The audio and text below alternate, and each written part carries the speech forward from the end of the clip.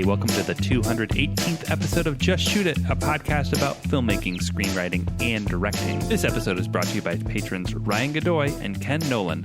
I'm Matt Enlow. And I'm Warren Kaplan, and today we are talking to Lynn Chen. She is an actor, filmmaker, producer, writer. She has been on many TV shows you've heard of, but now she has taken the director's seat and she's made a movie that I watched and really enjoyed. And I didn't even realize at the time that it was part of a trilogy. The film is called I Will Make You Mine. It's part of the Surrogate Valentine series. What's interesting about this is the first two films in this trilogy were directed by Dave Boyle. Lynn was in both of those movies, and she tells the story of how she came to the decision that she was going to finally put the ending to this trilogy that she thought it deserved. She really ran with things. She wrote it, she stars in it, she directed it, she fundraised it. It's really an example of just shooting it. But what's fascinating is that, you know, she had this whole other career as an actor. She was a jack of many trades, but filmmaking hadn't been the thing that she had set her mind to until she realized, oh, if I don't make this movie, no one's going to get the ending to the story that I believe in so much. And that's the final tipping point that put her over the edge. And she decided, oh, I'm a director now. I'm going to make this movie myself. And aside from making a great movie that's in black and white, by the way, with the South by Southwest premiere and distribution. What I really like about her story is just that idea that when you think something should be made, but no one is making it, it might actually be a perfect opportunity for you to make something. Whether it's a project that you originated and you had an idea and you came up with it and you wrote it and you made it, or you were inspired by something else. I think part of what empowered her to make the third movie of a trilogy is that, you know, there's some extra confidence you get from adding on to something. I know this is a little different, but when I used to do all that parody stuff, it came easy because I was kind of looking at other things that came before me and taking the best things that I liked. You had a foundation. Yeah, and I think this is a good lesson to take from Lynn. Like, don't worry if you can't just sit there and come up with like a totally original idea yourself. Like, look around at what other things have been made. Like, a big takeaway I took from this, and what's really cool about Lynn's story is how, you know, it just never hurts to go and ask someone if you can contribute to the art that they started. Before we get into our conversation with Lynn, we did have a listener question that we wanted to take a look at. From Fernando Lopez in Ohio. Let's dive into it.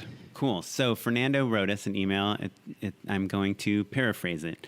Basically, he's an engineer during the day and a filmmaker by night. He's done commercial jobs. He's made decent money. He's played at cool film festivals, Cleveland, Fantasia, Maui, etc. But he kind of got burnt out between his like day job as an engineer, you know, supporting his entire family, and also a night job as a filmmaker, working like 100 hours a week. So he took a break for 18 months, and in that time, a year and a half, it's a substantial amount of time to take a break from filmmaking, he kind of lost touch with a lot of the people that he was a filmmaker with, you know, the people that would all help each other out. And now, as he's trying to ramp back up to do his passion projects and get back into filmmaking, he still has access to all this equipment, and he still has this track record of making cool stuff, but he can't get like all his old buddies that have kind of moved on to be on board with him and working for free and helping each other out. He's having trouble restarting the tribe that he had developed in his original phase one as a filmmaker. So he's asking us if we have any tips on how to rekindle the tribe, the spirit of community and filmmaking. Yeah, well, Fernando, first of all, thanks so much for reaching out to us, and congratulations on all your successes already. You know, I know it feels like you've been out of the game for a while. Kind of feels like we're all out of the game right now. But don't worry, man. You'll be able to jump back in there lickety-split. But I get where you're coming from. You know, I think that it can be challenging to keep people motivated when, you know, doesn't feel like you have a ton to offer people right now, whether that's financially or in exposure or fame or status, you know. It's funny. I think back to like when I was a kid making like funny videos with my friends, like my earliest proto version of filmmaking. We would always like screen the videos at parties. Yeah. And then the other kids at the party would be like, oh, that's cool. I want to be in one of your videos, because they're seeing the other kids who, you know, spent a couple afternoons, getting covered in ketchup or whatever it was and getting laughs. And I was like, Right. oh, there's a social status to this. Ketchup as in blood, fake blood. Yeah. But I think that those weird early lessons of like, how can I make someone a little cooler for being in my videos? Maybe there's a little bit of a kernel of something there now. Right? Like if you can help get somebody laid through being a filmmaker, you're onto something. That's the second non-Matt Enlow thing I've heard from you in the past day. I mean, I guess, do you think Fernando should try to get back his old crew, or do you think he should try to make a new crew?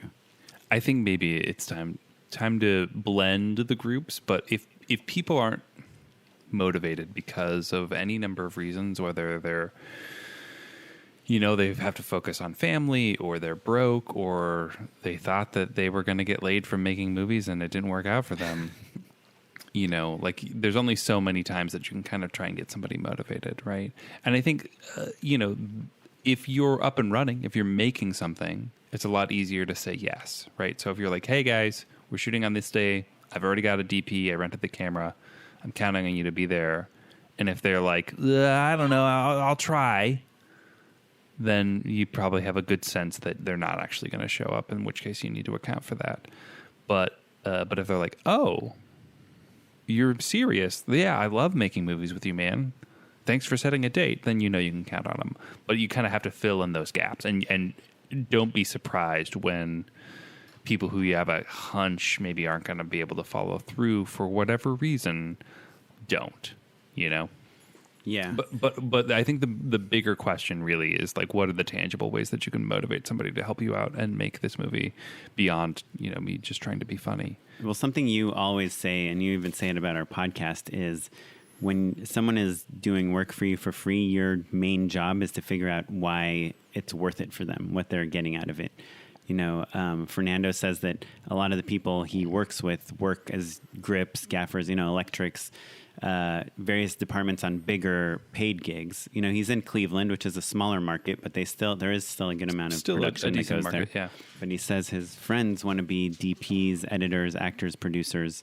So obviously giving them that opportunity is great. I mean, we've never worked with you, Fernando, so we don't know what kind of personality you are. If you're like an auteur, quote unquote, filmmaker that doesn't let other people contribute too much of their own creative ideas to your project, that's probably going to be hard to get a DP or a producer or an actor even on board for free. But if you are the type of person that's like, hey, I had this idea, will you help make this our project instead of my project? I think that's one way of thinking about projects that is easier. And hey, maybe you'll pitch your project to a bunch of people and no one's interested in making that project. Then move on to the next project. Find something that, your community wants to work with you on. But I do think like kind of one interesting thing, and this is something that happens, I mean, I know it happens to Matt and me a lot in LA, especially because we're in LA, is a lot of our collaborators from when we started in the business are very successful now. Like a lot of the DPs I worked with 10 years ago are shooting studio films. So for me to say, hey, come shoot this commercial for me, like you better bet your ass that I'm trying to figure out how I can get them paid, because they are a more valuable, experienced, skilled artist now than they were 10 years ago. So it makes sense.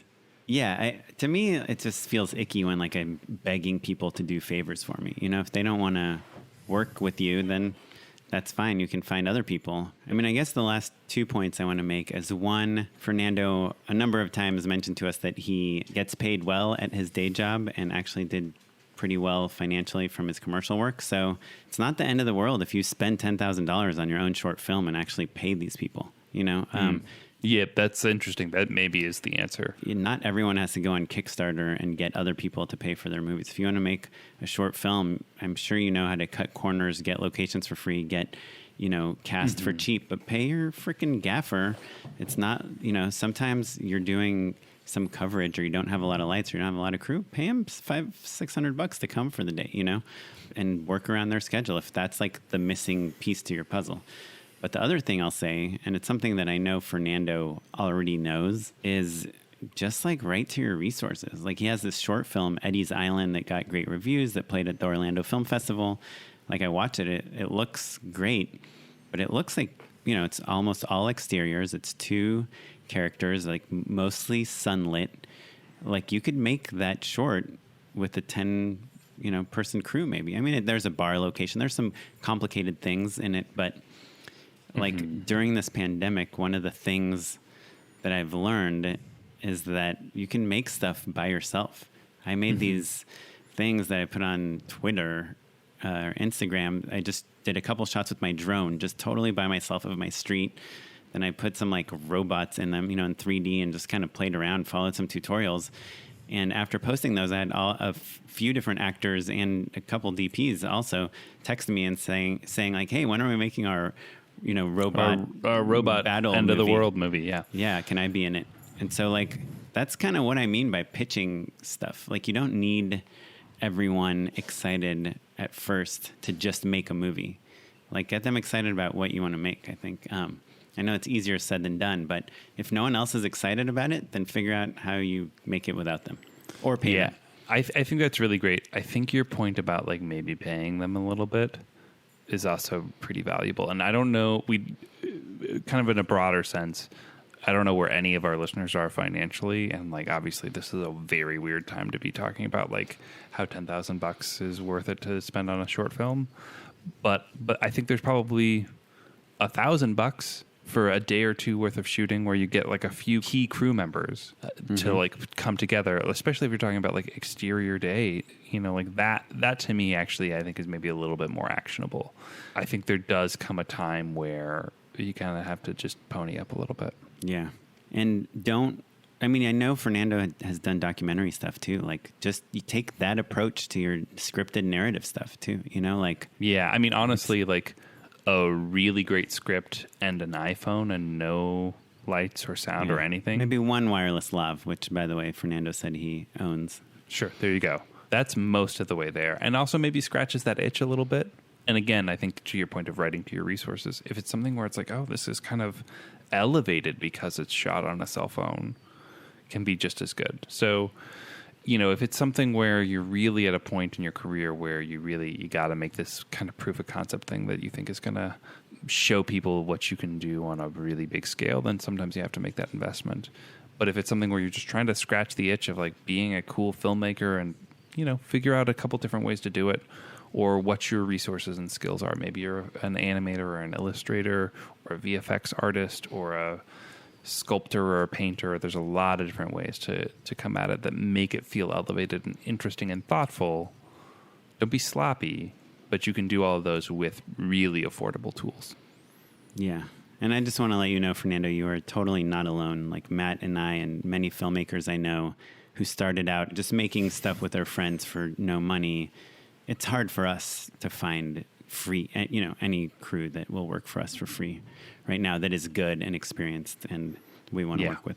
Yeah, without a doubt. Pay those favors back too. Like sometimes it just means crewing for other people, holding the boom pole, doing those VFX for free, all of that stuff that you can do to like help people out so that, when the time comes, you can cash in on those favors a little bit. And then you're also building community as well. Or just co-direct it with someone rich. Yeah, there you go. Way to do it. Yeah. Well, hey, thanks so much for writing in, Fernando. If you have a question, you can leave us a voicemail at 262-SHOOT1 or leave us an email at justshootitpod@gmail.com. Or we're both on Twitter, so that's great too. Yes, please tweet at me. I love it. Oren has discovered Twitter. What's it called?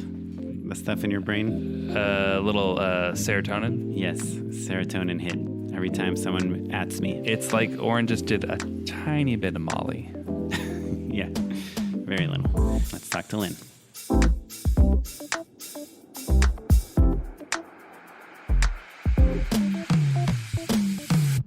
Okay, we got Lynn Chen, writer, director, star, and producer of I Will Make You Mine, a South by Southwest movie of the festival that went completely online. The good news for you, Lynn, is that your movie is distributed and out, and by the time this episode is available, I think people can watch it on VOD and where people typically watch movies. Yes, and DVD also. Oh, there you go. Yeah. How do you watch it on DVD? Netflix, DVD by mail? You can buy it from Amazon. I think it's already available in Target, all those. I think it'll be on Blu-ray, actually. Oh, that's cool. That's awesome. Congratulations. I wonder how often they do that. You're with Gravitas, right? Yes. They distributed your film? We sold it to Gravitas before South by Southwest happened. So I did feel very lucky when that ship went down. You know, a lot of the filmmakers were freaking out, and Sure. I was lucky that I didn't have to worry about that. Right, yeah. Yeah. Can you just give us the log line real quick of the movie? Or if you want, I can guess at a log line, which is something I want to hear your guess. I used to do, and it's just made up right on the spot. So I Will Make You Mine is a story of a musician and his relationships over time with 3 different women, and kind of how their love, I guess maybe, and it's about kind of how love changes over time from friendship to more romantic relationships and back, and how these 4 different people are dealing with it across their lives in LA. Is that something like that? That's pretty good. That's kind of it. That's Do kind you, of it. Do you have the boilerplate? Like, what do you typically say? You're at a party, you know, you've been practicing in the mirror on your way to South by Southwest before it gets canceled. What do you typically say? We typically say it's the story of 3 different women who explore their past relationship with the same man, who is a retired musician named Go Nakamura.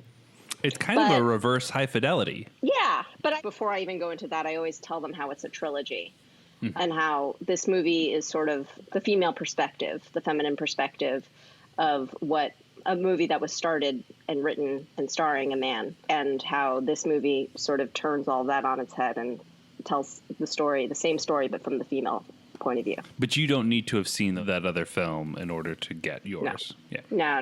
It's very much a standalone film, and also the feel of it is generally very different. Even though the other 2 movies were also in black and white, as is this one, the feel of it is just. I mean, the first 2 were these buddy road trip movies, much more comedic. They also went to South by Southwest. Did they star Go Nakamura? Yes, and Go's music is at the front and center of those movies, which it is in this movie as well. But then we also add in Lynn Chen, who plays herself, also another Bay Area musician who plays herself. So whereas like those 2 movies like were these dudes goofing off in a car, my movie is like everyone is old and static, and it's a lot heavier. Dealing with like reality a lot more than the But first that 2. said, I just want our listeners to know it is still like a very light, fun musical movie. Even though some of the subject matter is heavy, but I guess it's more just like kind of deep relationship issues that people are going through. Right. But I never felt like I was like it was a downer in any way. You know, obviously. There's drama, but but you're not like, oh boy. So I didn't know that this was part of a trilogy until I was reading about it after I watched the movie. So there's some guy named Dave Boyle, right? Yes. He made the other 2 movies? Yes. So Dave, he wrote and directed the Surrogate Valentine, which was the first movie, and Daylight Savings, which was the sequel. This was in 2011 and 2012. And when we went to South by Southwest with those 2 movies and toured with it, he always said this is going to be the lowest budget trilogy ever made. And I just sort of believed him. And 7 years had passed and there was no 3rd movie. Each movie ended with a cliffhanger, and you did not know who Go ended up with. Wait, so the footage in your movie where we see them as the younger versions of themselves, is that from the other movies? Yes. Oh. And actually a lot of they look so much younger. I'm like, he just shaved his beard? Wow. This is incredible. Well, it was funny because a lot of those flashbacks, we just basically we inserted those after we did some testing, and a lot of the audience was, it was the people who hadn't seen the first 2 movies. They weren't really understanding the nostalgia that all of us were feeling, So I wanted to inject some of that. So we would have to like go back and sync footage from like 2011 that like none of us expected ever to see the light of day ever again. But those were the shots that I wanted to use. I wanted to use things that hadn't been seen in the first 2 movies. So That's like cool. there's a whole opening sequence where Go is playing a song, and we didn't have that in the first movie, and it's like great footage. So like I'm really happy that we were able to revisit it and reopen it for this. But that was not planned. We were lucky. I guess the question that immediately springs to mind is why make the 3rd part of a trilogy that wasn't your original project. Right, like obviously, I'm sure there's a ton of advantages, like what we're talking about here, with having like pre-existing footage and things that you can feel nostalgic about and stuff. But did you ever question doing that versus just creating your own film from whole cloth? So I've been an actor over 3 decades. For a very long time. And obviously, I've been told throughout my career, like, you should write, you should produce, you should do something yourself. And every time I sat down to write a script, I would freak out and stop. Mm-hmm. And as I got older, I was just sort of like, I've worked so hard to get to this point. I just didn't want to like start from scratch again. And I just love acting. So there was a part of me that was just like, it's not my path. I have zero desire to be a filmmaker and tell my story that way. And then when I went hiking with Dave Boyle before Thanksgiving in 2018, I had found the DVD, and the DVD said, "The trilogy continues." And so I thought to myself, hey, I really liked being in those movies. I'm not doing anything next year. Maybe Dave will do it again and I'll have a job. So when I went hiking with him, I just brought it up very casually, like, are you going to make the 3rd movie in the Surrogate Valentine series? And when he said, like, no, I have zero intention of doing that. At this point, Dave had made a movie called Man from Reno that won a lot of awards, won LA Film Festival, won an Independent Spirit Award. He'd moved on. He had moved on, and he had zero interest in doing a movie that was so micro budget. Mm-hmm. Which is what this movie just needs to be by its nature. And I think for him also at this point, 7 years had passed and he was like, what's the story? Like, is he going to go on another road trip? Is he like still looking for a woman? Like, how is this going to pan out? So like, he just was like zero interest. And when he said that, my heart really broke because I, as a fan of the trilogy, felt really let down, but also I wanted to work. So I said to him, what if I make it happen? I don't even know what the hell I meant by that because I hadn't even like written a short or directed a short or like done anything behind the camera. But something within me was like, do it. So I said that. And then when Dave said, like, I'll give it to you, I'll give you the series, I'll let you direct it and I'll help you. Mm-hmm. And when he said that, I was like, this is an opportunity. This guy is offering me mentorship and like basically a franchise that I'm really comfortable with and that I love and that I could do. Right. And you happen to be in. And I happen to be in. Like, I also felt like there's nobody else who could have done it because I was, aside from Go, who was not going to write it or direct it, like I was the only one who had been in all 3 movies. Mm-hmm. So he gave me his blessing. I don't think he took me that seriously. And then the next day was Thanksgiving and I got on the plane and I opened my computer and I just started writing. And I wrote the first half of that draft on that plane ride. And then like in the final rest draft of it, or like... No, I wrote it on like Apple, like the Pages like template. Sure. Great. But in a screenplay format, you weren't just like jotting notes down. You like actually wrote the screenplay. So I wrote that entire first draft. I thought the first half of it was a little bumpy. So now it kind of a little turbulent, I think is what you mean. Yeah. And that was the first script you ever wrote? Well, it was the first feature I had ever wrote. But it did not feel I have read a lot of scripts. Right. Probably more than the average bear. Yeah. So I've eaten a lot of meals, but my cooking is there. when I sent him the PDF and was like, here you go, I think he was like, oh, no, she's serious. She's actually really serious. And then I just like had this hunger in me that was just like, he was like, okay, well, we can, try to shop this around and try to find some investors. And the more we did that, the more I had to wait. And the more I was just like, I just want to do this. I'm going to put some money of my own in. Let's kickstart it. Let's just do this. Can you tell us numbers at all in terms of like ballparks or anything like that? We raised a little over $40,000 on Kickstarter and threw in the other half ourselves. So it was 5 figures. So 5 figures is under $100,000. Yes. And but that said, a lot of things came for free. And everything's for free. And yeah, totally. Yeah. What were the big expenses? I'm curious.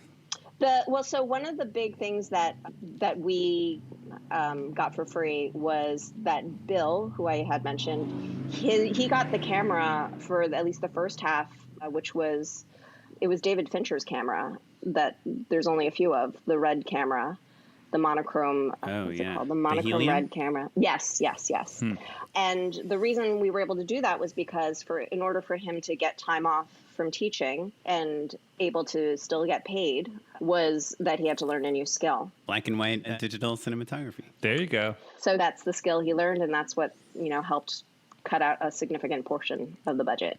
Did you shoot on anamorphic lenses? Yes. It looks great, by the way. Before we go too far down, I think that's something really important and really, really teachable, is that we always talk about how there's a lot of different ways to pay a crew member or a contributor in some way. Some of that is going to be money, and sometimes it's going to be experience or, in rare situations, exposure. But the experience, I think I've never heard someone put such a fine point on it of like, I have to learn a new skill.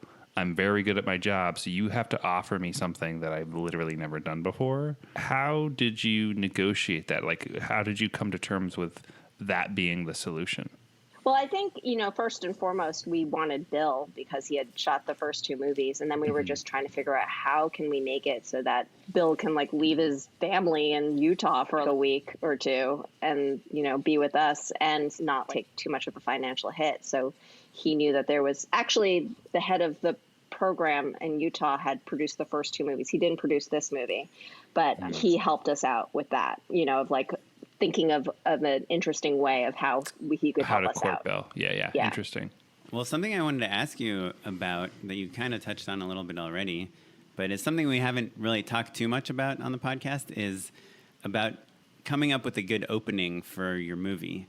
I think it's something that's really important. A lot of times there's an opening image, right, that it should kind of be introducing us to what your movie is about and what the world is. And the opening of your movie is the song played by Go. And I didn't realize that it was old footage. How did you decide to do that? Can you just kind of walk us through how you decided to, what thinking went into how to start this movie? So when I was sitting in that airplane writing the script, the first thing I thought of was, because I didn't know I was going to tell the story from the female perspective. I thought I was going to tell another story with Go starring in it. I just knew it was going to be 7 years later. And there's a video of Go playing Just Like Heaven on YouTube that has over 1 million hits. And it's amazing. And I thought to myself, well, I'd like to see Go on YouTube. I'd like that to be the first image that we see of him. Because that song, I feel like, whoever you are, you hear that song and you immediately get nostalgic, probably for your first love. And I wanted that song. And immediately Dave was like, you're not going to get that song. That's not happening. But I still wrote it into the script thinking that what it would be this image of Go playing this song that everyone can relate to. And then immediately seeing that he's actually, it's not his story anymore. He's now on a computer screen and he's being viewed by Rachel, who I play. And that was initially what I was going with. But obviously we couldn't use Just Like Heaven. We actually did shoot two versions, one with Surrogate Valentine, which is his original song, and one with Just Like Heaven, just to see. And then when it became clear that A, we weren't going to be able to afford Just Like Heaven, and B, when we were doing testing, the movie I had felt needed to introduce the three women right away. Otherwise, you were going 10 minutes, 15 minutes without seeing another character. And I think it was just too confusing for the audience.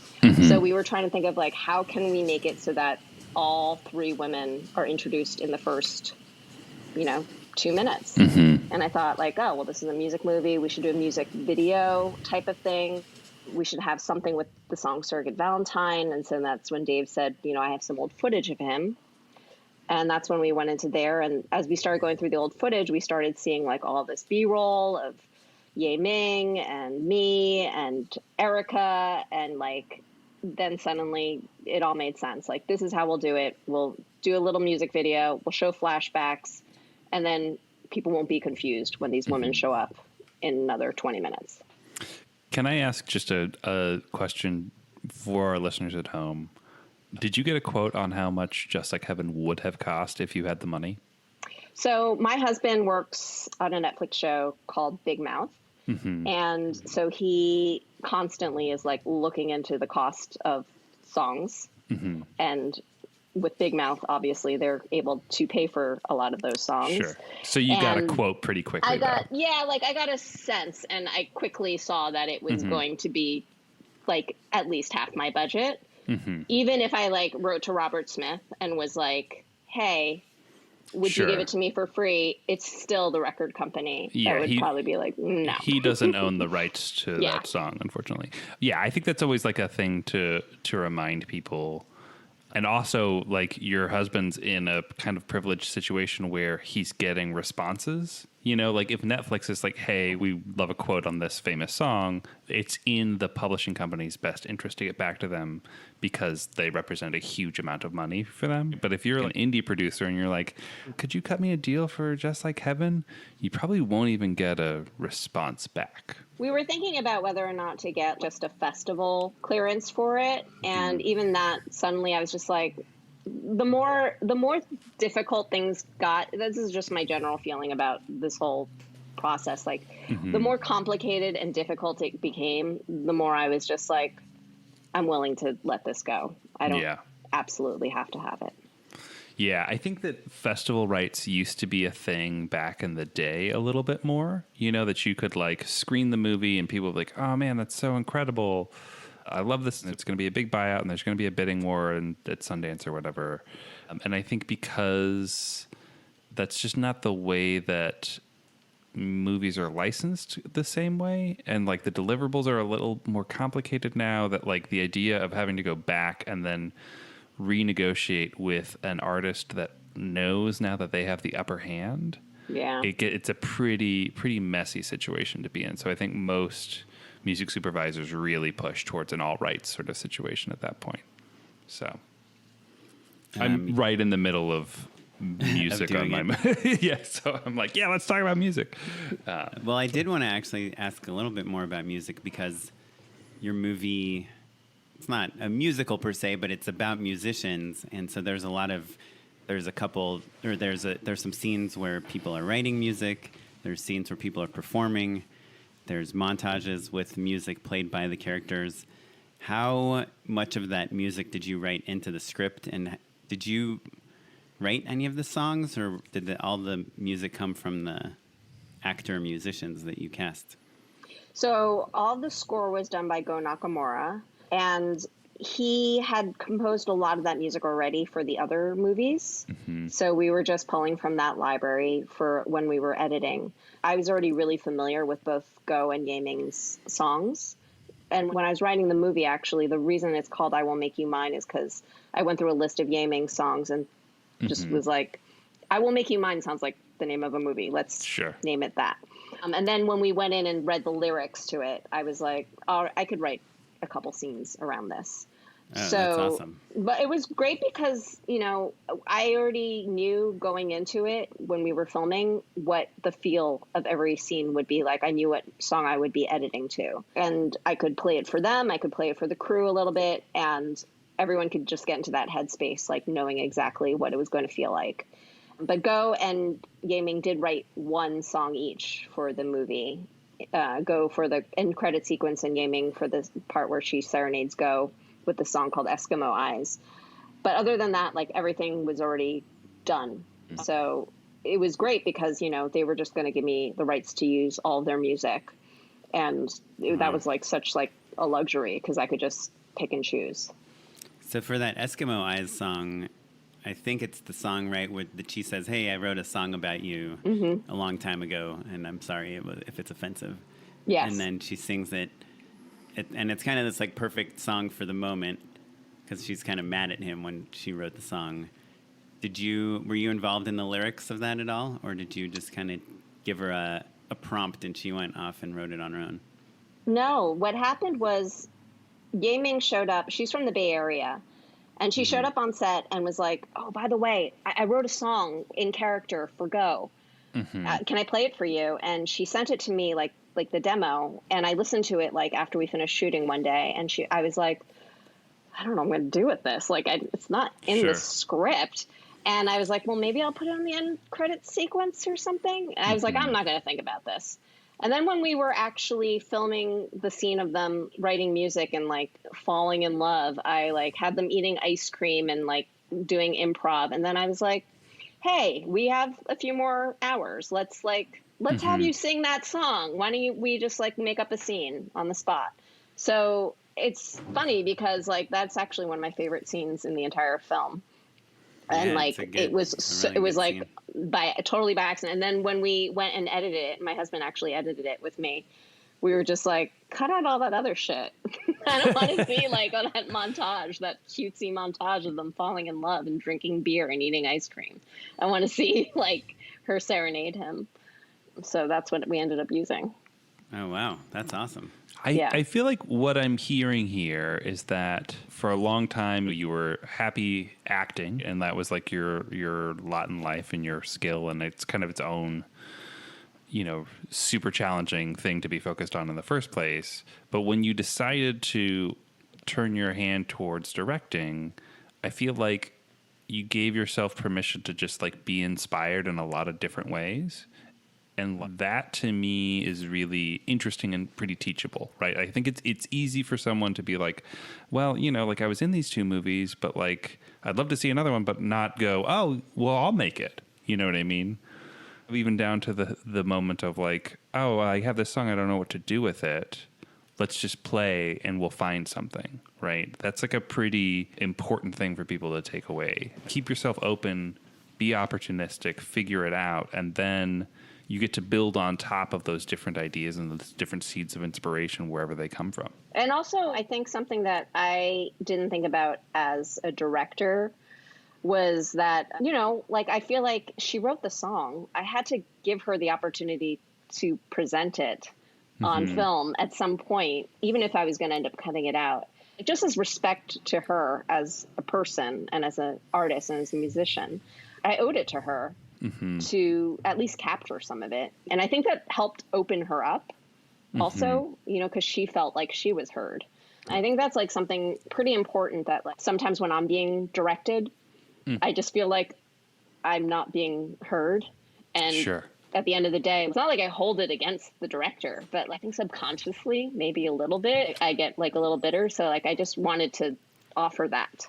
If there's a thing this podcast has taught me is that I need to be more open to listening to actors and be more sensitive to their needs, because I feel like if an actor was like, hey, I wrote this song, it's in character, I'd be like, well, you're fired. We don't have any. I'd be like, oh, thank you so much. And then no, you wouldn't. Well, look, it depends on like what the schedule is. If I found myself with like, oh, an extra hour. If you're working with like Avery Munson and you're doing some show or something, and I came up with this bit that would be perfect for this thing. I would probably do it. Yeah, but I guess what I'm saying is like I tend to be very protective of the schedule and the hours, and if I can't think of a time where I've been like, oh, we're done early, let's keep rolling. Like I just kind of would pad things out and take more takes and try different alts so that I just hoard that.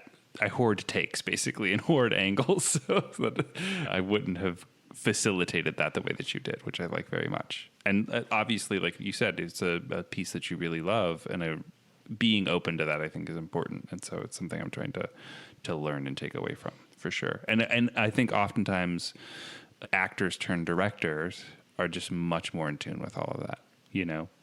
Yeah, I guess that makes sense. Yeah, totally. Yeah. I've had experiences where I've worked with actors, like kind of celebrity type actors that are not really, they don't care too much about my opinion on anything. And I've found, I used to kind of fight against that. Like, well, this is the shot list. You know, we were planning on having you walk over here and, you know, you land in the over the shoulder and it looks good. And then this is why it's cool. And they're like, nah, I'm not doing that. And I've kind of learned that, like, if I embrace them and just say, okay, what do you want to do? Let's figure out something that works for you and the camera. That a lot of times that's the best stuff we shoot that day, you know, because it's them being themselves and finding like the way that they're most comfortable or charismatic or dynamic on camera. But yeah, it's hard, I think, for us non-actors to come up with this plan, work so hard on the plan, and then see that the plan is getting messed up by other people on set, you know? Well, what you just said, like, totally made me think, like, if I was asked that by a director, like, let's just see what you got. And they gave me at least like 1 or 2 takes that way. I'd be willing to do whatever the hell they wanted. Sure. After that. Because I felt like at least I got it to do it my way. And then, they can respect you because you've respected them. Right. And it's not ever, to me, it's never about a lack of respect. It's more about... You have to get certain things. Yeah. Like I just always feel like my grocery list is already too long. But let me ask you, Matt. Yeah. You just did an indie feature that's a romantic comedy, sure. right? Yeah. Compared to that, and there's a lot of actors and a lot of scenes and a lot of like opportunities to chew the scenery, so to speak, as opposed to a commercial where it's like we've got 3 seconds for this shot, 4 seconds for this shot. We have to make sure we see the product well for these 4 seconds. Do you find that in the feature, even though I know you were producing and not directing, but did you find that the environment on set was a little more like looking to the actors, to what they bring to the creativity, as opposed certainly. To like how they fit into this certainly certainly. I think like coming from like commercials, it's just like there's not really the same sort of opportunities that a feature offers, for sure. Yeah, I think it's always just like an issue of like Lynn, it sounds like you did a really good job of facilitating an environment where people can bring things to the table. They know that that's an option, right? And that you make room for it when somebody brings something special to you. And I think that we tried to do that certainly with the What Are You Doing New Year's, but also there's always going to be that balance of like, you're losing light. Schedule. Yeah. Like, sometimes you'd be like, okay, yeah, let's try one more, or, let's do a couple more takes of this or that, or like explore a little bit. And sometimes it'd be like, well, the sun is changing, so let's just get it real quick, Yeah. That's what's nice about black and white. You don't need sun. Just everything looks good all the time. But Lynn, I think to your point, you earn people's trust so that when someone says, hey, I'm sorry, I can't give you more takes because the sun is going down, they believe you. They have faith in the director for whatever their reasoning is, Yeah, I never noticed how much of directing is. It feels a little bit like, I don't know if babysitting is the right word, but like psychology of just like learning how people work and how they work their best and figuring out ways to help judo, them do the best. Yeah, it's kind of like judo because you are taking like energy and momentum from one side, and instead of trying to fight it or push it back or karate chop it, you're trying to figure out how to use that momentum and roll it into it, right? Like move it so that it lands in the right place. Pivot so it into the thing you need. Yeah. It ends up being in the position that is best for you, even though they kind of got themselves into that position. Totally. I mean, it sounds right. I'm only a black belt in judo, so. So one other thing I noticed, and I'm curious how intentional it was, is it seemed like the movie started off like a little more rigid and static, like kind of tripod and dolly, and you have like there's a shot of an Alexa as you are walking towards it, kind of very precise cinematography. And as the story goes on and things are spiraling more kind of out of control with the relationships, it seems a little more handheld, a lot looser and more kind of organic camera movement. Is that something that I just thought I saw, or was that something that you were like intending, or is it more based on characters? That was totally, well, so Bill and I had talked about establishing sort of 3 different looks for the 3 different women. And so that was something that I was pretty clear on, was that I did want for Rachel, my character, for things to all be on tripod. But then when Go comes back into her life and she starts to lie, I did want it to get a lot more handheld. And by the end of that shoot, like both DPs were like so angry at me because I just like was like, it's handheld. But it's funny that like, we're talking about shot lists sort of right now, because when I was prepping to do this movie, I didn't really know what a shot list was. Like, I knew what it was, but I didn't know how to do it. So I like literally Googled how to put together a shot list, and like something led me to something to led me to something. And then like it led me to your podcast. Oh. And then I just started how to shot list episode. Probably. I mean, I don't know. Like but all I was like, I remember I just kept like Googling basic things that filmmakers do. And then I like felt like, well, at least like I can just go through like the archives of everything these guys have said and feel like I'm in like somewhat of a filmmaker, and like at least like trick myself into thinking like I'm part of this world, because it felt so foreign to me of like thinking of like, I'm so used to being on a set, and then like the second they yell cut, I'm like either in my trailer or like at craft service, like not paying attention to anything. Life is good. Being an actor is fun, right? Well, I have to say, you know, I've worked more than ever after I finished directing this past year, these past couple of years. And every time I'm on a set now, it's so much fun because I don't go back to my trailer anymore. I do hang around and I talk to everybody because it's fun. I want to learn more because I feel like I have so much to learn, and it passes the time so much quicker than like sitting alone in a trailer and being on your phone, you know? Also, for people who haven't been in one of those trailers, the only trailer you ever see on like a TV show or something, it's like a full.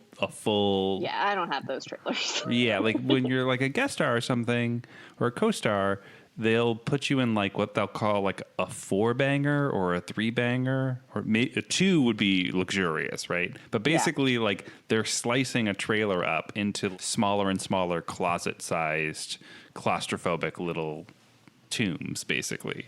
So it's not like you're kicking back on the sofa and like flipping through channels on TV or whatever. You're just in like a weird little dressing room. Yeah.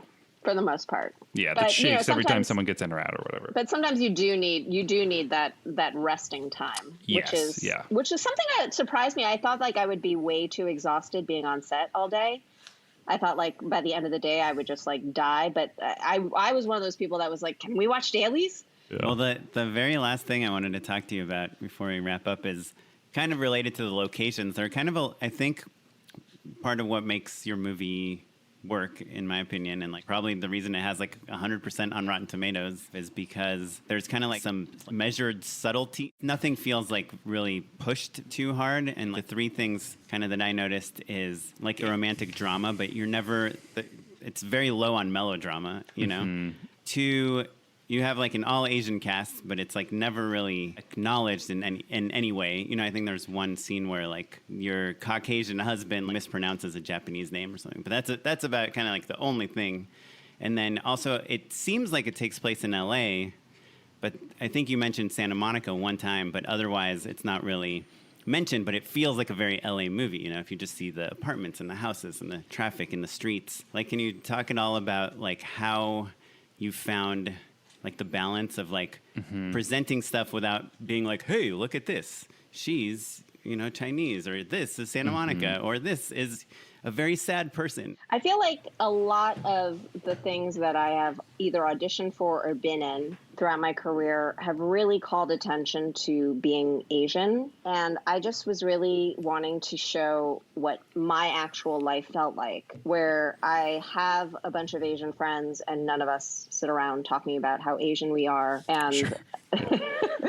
In terms of location, I just wanted to use places that I was familiar with and that I was comfortable with. A lot of the places we ended up filming in, I was friendly with, like either the restaurant owner or the shop owner or the house we ended up filming in. So like a lot of it just organically felt like my version of LA and my version of what like my friend group looks like and acts like. And there was a part of me that like, I guess I'm so sick of like talking about like the intergenerational cultural whatever in like a monologue like that. I was just like, I don't need to see another movie with that. Yeah.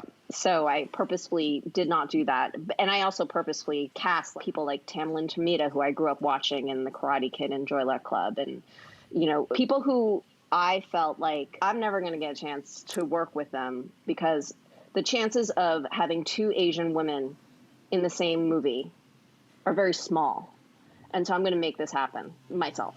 And I'm going to make it so that like, we don't have to like, keep calling attention to the fact that we're Asian. But there was also like a specificity to it. Like even when we were like doing that house that Ayako's father is supposed to have owned, we did go on Facebook and be like, okay, what does a Japanese man's house look like? And the stuff people said was kind of incredible and so specific, like old electronics, a box of tissues and nuts on the table, you know, like just really specific things, and like ramen in the cupboards. And we used a lot of that, you know, in a way that like, I feel like if it wasn't written by somebody who was Asian, maybe they'd be like, here's the ramen. Or Right. I don't know, maybe, or that like you would feel like you had to call attention to it. But I guess I just didn't want to have to do that. Yeah, no, I love that. And it's something that I noticed that I told my wife after something. I was like, oh, I just watched this movie. And it was cool because there was a lot of texture and specificity, like you said, but it's never calling attention to itself. And You know what was funny was when we had to do Foley work, I had to actually go through the entire movie and make notes of where people weren't wearing shoes, because before they would come back, that's what Dave said with the first two movies, that they'd always come back and like everyone would have like footsteps and you'd be like, they're Japanese. Right. That's really funny. Well, it gives me a lot of food for thought too, because you know, when I was starting out and I was like writing script and trying to come up with things and basing a lot of characters on my own life, and I would make them either like a Jewish guy or like an Israeli person, and I would be like, well, I need people to know that he's Jewish, so he should talk about his bar mitzvah in this scene, you know, like, and all these things where like actually he could just have like a mezuzah on his doorway and no one even he never even needs to acknowledge it. Like, it's, I guess kind of my note was a little bit about kind of like how movies have evolved, like your movie, but also just kind of as a filmmaker, there is like a subtlety that can work really well if you do it right, you know. And I think you did it right. It's like you can be diverse without saying, hey, we're diverse. You can set your place in a city without saying like, hey, here's 10 shots of the Golden Gate Bridge or whatever, you know. And you can have relationship stories without crying and stuff, you know. Like I think there's almost like no crying in your movie. There's only like maybe a little bit, and I think there's only you do like it. during the funeral, pretty much. Oh yeah, well yeah, funerals people cry. As an actor, That's do you real. have an opinion about crying scenes? I used to really be frightened of crying scenes because my first thing that I ever did was a Law and Order, where I had to cry, and I will never forget. Like I was able to do it when I showed up on set, and I was like opposite Jerry Orbach and Jesse L. Martin, and I had to do what I did in the audition, and the directors kept coming up to me, like kept saying that, do what you did in the audition, Right. which doesn't help. That's the Right. worst. And so I started like not crying. And so the first thing I ever did was like me pretending to cry. And then I had that mental block in my head until I did Law & Order SVU. I was a New York actor. This is what every New York actor does. I was in Law & Order SVU in a hospital bed. And Mariska Hargitay really wanted to go watch a Lakers game at home. She was like, Sure. cry, Lynn, cry. And I was like, oh shit. I knew she wanted to get home, and I knew they had done her coverage already, and like it was all on me. And I was like in the bed, like rape victim, had to cry as I was talking about like who had done it. And director, this time, I will never forget this. He told everyone to leave and was like, we're going to give you as much time as you want. And I like stood there being like, I better give them what they want, because they're like, I was doing like a nude scene, you know, like everyone was like so quiet. And finally they all came back, and I still couldn't do it because I was so Were in you my like head. trying to I was think trying of sad to, moments and all that I was trying stuff? to get it there, but it just was not. I was like pulling all the stuff. I was like pulling my arm hair. What he did, he started whispering in Mariska Hargitay and Christopher Maloney's ear. And what he had them do was basically do improv, like telling me I was a worthless piece of shit. And then it became like a thing of like me believing them because I can't cry, right? Because I'm a horrible actor, right? Yeah. That's why. Yeah. And then Boy, oh Wait, boy. are you serious? That and worked? it all came out. So now I feel like if we would have done that, someone would sue us, don't you? I think that is so inappropriate and uncool. But it But works, now I'm Matt. like, How is it I've unhelpful? cried for my last 6 movies, like nonstop. Yeah, you've got this trauma you could call back I upon. can just let it flow now. That is the sense memory of all sense memories. That is crazy. I don't love crying in movies just because I feel like it's so results oriented. Trying not to cry is much more effective than crying I to me. I completely agree. But like now it's like to the point where like my body is so like ready to cry. Now you're ready. Yeah. That like sometimes it just keeps going. Yeah. Even if we don't want it to, it'll just be there. Yeah, the makeup person is mad at you now. They're like, I guess I have to keep resetting Lynn's look. Yeah. For actors at home, there's also things called tear sticks, which Those is don't basically work for me. it's like menthol in Yeah. a chapstick sort of form, and you put it under your eyes, and it just irritates them. No, it's like something chopping they out. spray in your eye too. It's a different type of tear. Right. You know, Yeah. I think like for the most part, to get an actor to cry, you have to like make them actually feel those feelings. Otherwise, you're watching somebody do a magic trick. Right. You're not watching them cry. You're watching them like thinking about crying.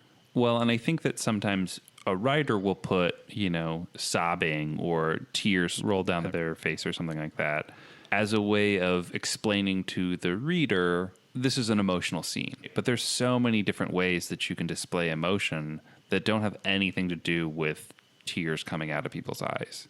And so I think sometimes people get really literal with that, and that drives me nuts. It's because actors are trained to really respect the writer. I don't blame that. I do not. So we're trying to get the single tear flowing 100%. down. I have a Right, you're trying single to- tear in every scene. Whenever I write. Open on a single tear. Oren's a very good VFX artist, so it's okay. More of a tear director. A tear jerker, I think, is Yeah, the industry. I fluff tears.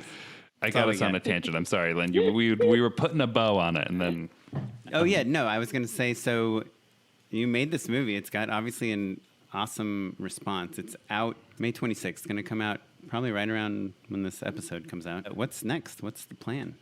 Are you now a director? Or are you back to hanging out in your trailer and at craft service? Well, I have 2 movies in the can that I was acting in that it'll be interesting to see. One of them is Roxy Shee's movie, Pulling to Paradise. Another movie is called See You Then, which is a movie by Marie Walker that Vanishing Angle did. So it'll be interesting to see what ends up happening with those movies at the end of this year. The weirdest thing is like a couple of other filmmakers I know now want me to be in their movies, which is awesome. But like, they're all like going to be super low budget. And very small sets. And I am asthmatic. And so that's like a risk that I just sort of am like, I don't know if this is going to happen until there's a vaccine. Like, I know how these little sets are very germy. yeah. So I don't know what's going to end up happening. With directing, because it takes up so much of your time and your bandwidth, I just don't know if I'm just willing to do it just to do it. So that's a strange thing for me to say because as an actor, I'm just willing to do whatever. It's hard for me to say no, but already like as a director, like I find myself like passing up things that I don't want to take the opportunity away from somebody else who actually really wants to do it and then just do like a half-assed job at it myself. Well, awesome. Well, if people want to find out more about you and the movie, where can they find you online? Well, you can find everything about me on lynnchen.com, but I would love for people to visit iwillmakeyoumine.com, which is where there's going to be a lot of fun things like Zoom backgrounds and extra things like director's commentary and the link to the soundtrack. And we got a lot of like events and Q&As coming up. So it's exciting. We'll see what ends up happening with this film. Well, congratulations again. Would you like to hang out and endorse with us? Oh, yes, please. Unpaid endorsements. Okay, so you guys know how if you're on YouTube and you are trying to watch a video and it's like maybe an informational video or something you want to get through quickly, you can change the playback speed to 2x or whatever. You can watch a video faster, right? If it's informational, even cooking, like a lot of these tutorial videos, sometimes I watch faster. And obviously with podcasts, sometimes you want to get through them quicker. You can listen to them faster. But if somebody sends you a Vimeo link or you're watching Netflix, you cannot watch those things faster. And sometimes you got to watch a whole movie in like an hour. Well, I found this extension for Chrome. It's called Speed Up Video, and it lets you watch any HTML-powered video which is like Netflix, Vimeo, a lot of other sites at any speed you want. So you can just watch everything 50% faster if you are trying to watch a lot of things in a certain amount of time. That's good to know. Yeah. Because I do listen to things 2 times the speed, which drives my husband crazy. It drives 2x me is nuts. a little crazy, but 1.5 I find is quite bearable. Only for informational stuff, though, for me. Like, if it's something where I know that the timing is important or that they thought about it, if it's not just kind of people conversationally laying out something, then, yeah, 1.5 is probably my threshold. Though I do make sure to watch the intro logo of any tutorial video I ever get. Right. I want 30 seconds of like slow zooms, Like a like a particle simulation. That's really important. That or gaming videos. It's just like, give me that big beefy logo first. That's give me full attention on that stuff. Well, if you want to make your movie fast forward proof, put a lot of music in it. That stuff doesn't play so well in 2x. Perfect. Lynn, you got anything? Yes, I do. So before this whole quarantine thing happened, I used to go to the movies like pretty much every day. I was probably the reason that Movie Pass went out of business. And I was a proud AMC Stubs member. Mm-hmm. And so I eat a lot of popcorn. That's usually what I eat for lunch or dinner. Yeah. Like a giant tub. So what I did was I found on Amazon this microwave popcorn popper. It's like a silicone bag. It's like bright red. It's changed my life because you just put the 3 tablespoons in and you pop it for 2.5 minutes is the sweet spot. And then you're left with a giant bowl of popcorn that you can flavor any which way you would like. And it's very convenient. I'm very happy with it. And if it's a small microwave too, which is what I have. Okay. I'm looking on Amazon. It's called the Cestari Kitchen. Cestari Kitchen. I don't know if that's how maybe it's Cestari. But it says it makes 8 cups. It's $15.97. It's on Amazon Prime with free returns. I'm very happy with that. I use it almost every day.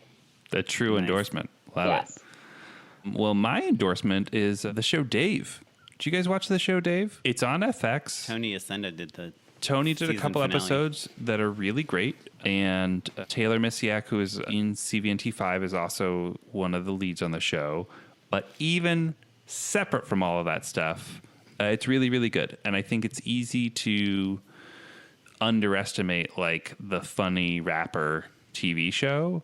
I think it's really like nuanced and thoughtful and funny and good. And like they just got picked up for a second season, so it brought it back to top of mind. But it's one of our favorite shows and like relatively quick to watch through. So give Dave a chance. If you have a Hulu subscription, I think all of FX programming is on Hulu now. So pretty great. Yeah, I need to hop back on that. And I heard the guy that plays his hype man is like his real hype man or something. Yeah. Gata is his name, and has I think it's Tony's episode actually has a really incredible performance in one of his episodes. It's really good. Well, if you want to find out more about these endorsements or anything we talked about, you can go to our website, justshootitpod.com. You can follow us on all social media at justshootitpod. You can email us, justshootitpod@gmail.com. And you can find me on Instagram. I'm at @okaplan. You can find me at Mr. Badenlo. Our webmaster is Ewan Williams, and you're listening to The Artist Jazar, which was provided by the Free Music Archive. Additional ad music by MusicBed. Thanks. Thanks, Bye. everyone.